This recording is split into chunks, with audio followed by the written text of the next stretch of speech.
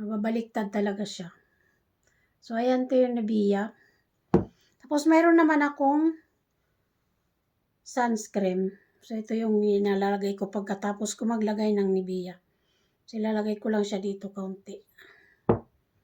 So, pagkatapos ko ng Nivea, so, lalagyan ko na siya dito.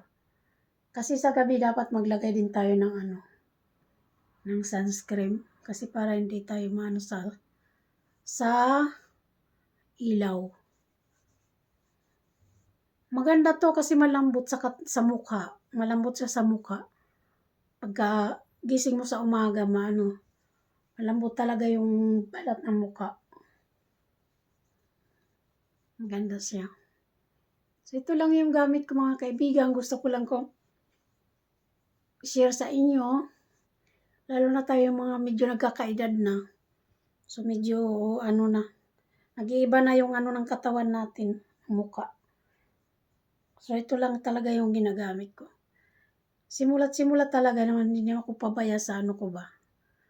Kahit anong pagod ko, talagang maglilinis talaga ako sa aking mukha. So, ayan mga kaibigan, gusto ko lang sa inyo i-share ang aking tapos dito sa kamay ko, naglalagay din ako. So, ayan. Kahit gaano ako kapagod talaga, ginagawa ko talaga to. Kahit sa gabi at umaga, bago ako pumasok sa trabaho. So, yan talagang gawain ko. So,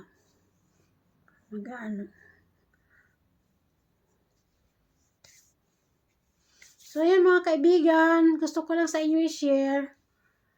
Ay, kaparehas kong nanay na medyo may edad na. So, yan ang papayo ko sa inyo.